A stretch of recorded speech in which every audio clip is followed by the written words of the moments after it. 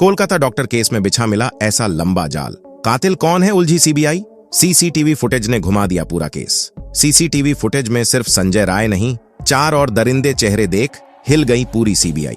जिसमें पहला आरोपी जो कि first year post graduate trainee doctor है, दूसरा सौमित्र जो कि first year PG trainee doctor है, तीसरा शुभदीप जो कि इंटर्न चेस्ट मेडिसिन डिपार्टमेंट में है, चौथा गुलाम जो कि हॉस्पिटल का एक स्टाफ है। ये 4 और लोग हैं जो सीसीटीवी में दिखाई दिए। दरअसल 9 अगस्त की रात को जो यह रूह कंपा देने वाला वारदात हुआ, अब सीबीआई के पास में उसका एविडेंस है। बताया जा रहा है कि उसे रात करीब 12 बजे एक ग्रुप जी ग्रुप में डॉक्टर बेटी है, साथ में 2 ट्रेनी डॉक्टर, एक का नाम अर्का, दूसरा सौमित्र। दोनों जूनियर थे जबकि डॉक्टर बेटी सीनियर थी।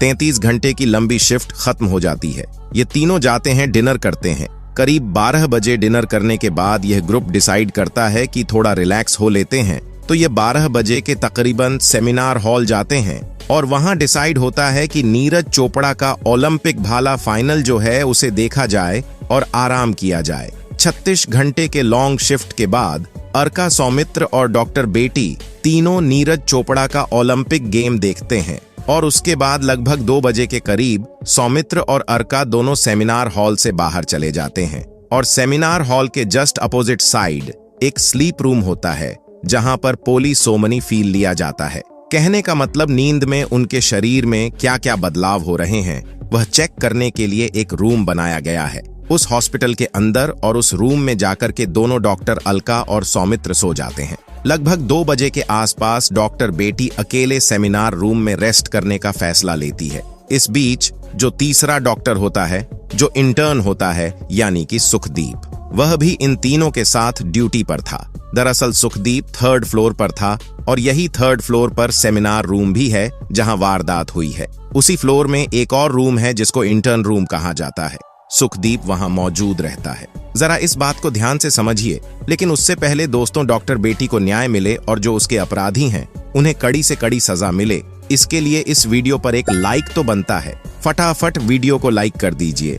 दरअसल दोस्तों इसके बाद सीन ऑफ इवेंट कुछ इस प्रकार से सामने आया। सीसीटीवी फुटेज में केस पूरा उलझ सा गया है और सीबीआई को 4 लोगों के पॉलीग्राफ टेस्ट की डिमांड करनी पड़ी, यानी कि ला डिटेक्टर टेस्ट। जी हाँ दोस्तों, अब ध्यान से सुनिए।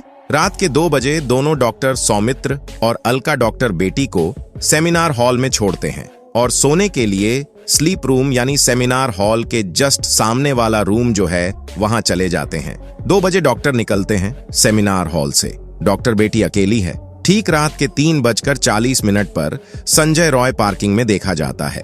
अपनी बाइक को हॉस्पिटल के गेट के पास खड़ा करते हुए 3:50 पर वो इमरजेंसी बिल्डिंग, जिसके 3rd फ्लोर पर सेमिनार हॉल था जहां वारदात हुई, उसे इमरजेंसी बिल्डिंग के अंदर घुसता नजर आया है और 4:30 पर वह कॉरिडोर के पास पहुंच जाता है। वह कॉरिडोर, वह गलियारा जहां पर सेमिनार रूम मौजूद है, 3रे फ्लोर पर तो ठीक 4 दिन पर सीसीटीवी कैमरे में कैप्चर हुआ है। लेकिन रुकिए भी, 4 से पहले सिर्फ 3 मिनट पहले जिस प्रकार से इंफॉर्मेशन निकलकर सामने आ रही है इंटरनेट पर और आज तक के शो में भी बताया गया है, ठीक 4:03 पर संजय रॉय गलियारे में देखा जाता है और उससे 3 मिनट पहले 4 बजे एक शख्स दिखता है।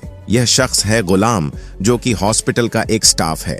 यह 4 बजे 1st फ्लोर से 3rd फ्लोर की ओर जाता नजर आया है। सीसीटीवी कैमरे में 4 कर 40 मिनट पर संजय रॉय अंदर घुसता है सेमिनार हॉल के उस गलियारे में और 40 मिनट से पहले 1st फ्लोर से 3rd फ्लोर पर गुलाम नाम का व्यक्ति जाता है।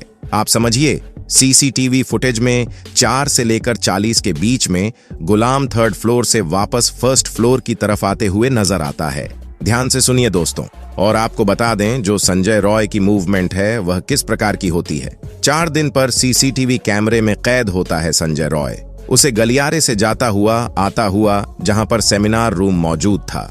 40 के बाद 4:32 पर ऑलमोस्ट गुलाम जब 3rd फ्लोर से नीचे आता है, उसी बीच 4:32 पर बकायदा सीसीटीवी कैमरे में कैद हुआ है। संजय रॉय जो कि सेमिनार रूम के बाहर निकलता है और उसके बाद 4:40 पर वह पूरा हॉस्पिटल छोड़ करके अपने बाइक में बैठकर वापस निकल जाता है। अब बात समझिए, यहाँ पर कहां आंकड़ा उलझ रहा है, क्यों सीबीआई की जांच फंस चुकी है। उस फ्लोर पर जब यह वारदात हो रही थी 4 लोग मौजूद थे ऐसा माना जा सकता है। अलका सुमित्रा, जो दोनों सेमिनार हॉल के ठीक सामने जो स्लीप रूम था, वहां रेस्ट कर रहे थे। जस्ट सामने उसी फ्लोर में एक रूम है जहां सुबहदीप, जो कि एक इंटर्न थे, वो वहां पर ऑन परेड कर रहे थे, मौजूद थे।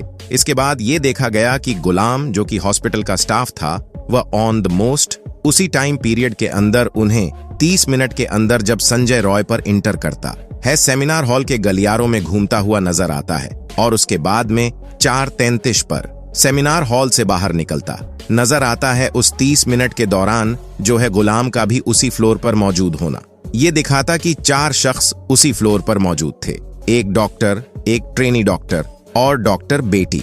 उसके साथ में इतना जघन्य अपराध होता है।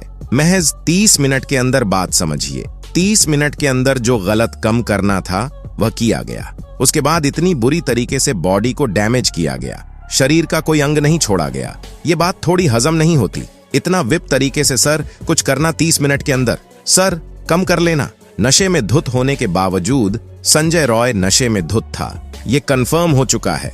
डॉक्टर बेटी के साथ में जघन्य अपराध हुआ है, गलत काम हुआ है, यह भी पुष्टि हो चुकी है। तो इतना सब कुछ वहां पर होता है और एक चीख, एक आवाज तक नहीं निकलती है जो कि उस फ्लोर में मौजूद 4 लोगों के कानों तक पहुंच पाती है। क्या यह सवाल नहीं खड़े करते? और इसीलिए सीबीआई ने चारों का अर्क, सौमित्र, शुभदीप और गुलाम, चारों का पॉलीग्राफ टेस्ट कराने की मांग कर है। और यह होने वाला है टेस्ट, एक ऐसा टेस्ट जो कि बदन के अंदर, शरीर के अंदर फिजियोलॉजिकल रिस्पांस को कैप्चर करता है। सवाल पूछे जाते हैं, जो इंटीग्रेटर होता है, जो जांच करता होता है, वह सवाल पूछेगा। सवाल पूछने के बाद तमाम तरीके के सेंसर जिसे सवाल पूछे जाने हैं उसके शरीर पर लगा दिए जाते हैं और उसे दौरान जब वह रिस्पांस देता है, सवाल का जवाब देता है, उस वक्त हार्ट बीट चेक की जाती है, ब्लड प्रेशर चेक किया जाता है, रेस्पिरेशन, ब्रीदिंग रेट चेक की जाती है और जो स्किन की कंडक्टिविटी है, ये सारे मानक चेक किए जाते हैं कि कहीं कोई झूठ को दबाने वाला कोई एक रिस्पांस तो नहीं दे रहा। दोस्तों अब ध्यान से सुनिए, कई सारी संभावनाएं हो सकती हैं। डॉक्टर बेटी के जो माता पिता हैं, उनका सीबीआई से यह सवाल है कि उनका पूरा विश्वास है देश के संविधान के ऊपर और देश की जांच संस्थाओं सीबीआई और कोर्ट के ऊपर भी। उन्होंने कहा कि एक से ज्यादा लोगों का इन्वॉल्वमेंट हो सकता है, ये किसी एक का कम नहीं हो सकता, उनका यह संदेह है। अब अगर देखा जाए 4 लोग वहां मौजूद थे और चारों ने कुछ नहीं सुना, इतनी बड़ी वारदात हो गई। अब ये कहा जाता है कि जो सेमिनार हॉल है वहां पर सेमिनार कंडक्ट किया जाता है तो बाहर की आवाज अंदर ना आए, इसीलिए सेमिनार हॉल को पूरी तरीके से साउंड प्रूफ बनाया गया है। एक कारण ये हो सकता है, लेकिन संभावनाएं अनगिनत हैं। क्या ये हो सकता है कि एक सोची समझी साजिश थी जिसमें कि प्रिंसिपल भी इन्वॉल्व था? यह सिर्फ संभावना है, कॉन्स्पिरेसी थ्योरी है, इसमें कोई सत्यता नहीं है, कोई सबूत नहीं है, लेकिन संभावनाएं बनती है क्योंकि पॉलीग्राफ टेस्ट संदीप घोष का भी कभी होना है, जो कि आरएसडी कॉलेज के प्रिंसिपल हैं। तो कहानी ये है कि अगर ऐसा है तो क्या कोई बड़ी ताकत इसमें इन्वॉल्व है? क्या डिनर के दौरान कुछ मिलाकर दे दिया गया था डॉक्टर बेटी को, जिसकी वजह से वह बेसुध थी और आवाज नहीं कर पाई? कुछ भी पॉसिबल हो सकता है, और भी लोगों का इन्वॉल्वमेंट हो सकता है। इन चारों में से किसी एक का इन्वॉल्वमेंट हो सकता है, क्योंकि सीबीआई ने जब इन चारों से सवाल जवाब किया तो जो सारे जवाब थे वह एक तरह के नहीं आए, उसमें इनकंसिस्टेंसी पाई गई है। तो ये सीधा इशारा करता है कि कहीं ना कहीं कुछ सच है या कोई और डिटेल है जो यह जानते हैं पर बता नहीं रहे। किसके दबाव में नहीं बता रहे हैं, या यह सिर्फ महज एक सीधा सा क्राइम है, कोई नहीं कह सकता। दोस्तों, जब तक पॉलीग्राफ टेस्ट का रिजल्ट ना आ जाए तब तक कहना बेहद मुश्किल है। आपको क्या लगता है, क्या किसी एक व्यक्ति का क्राइम हो सकता है या किसी बड़ी साजिश के तहत डॉक्टर बेटी को खत्म किया गया है? कमेंट बॉक्स में जरूर बताइएगा। तो दोस्तों, जय हिंद, जय भारत।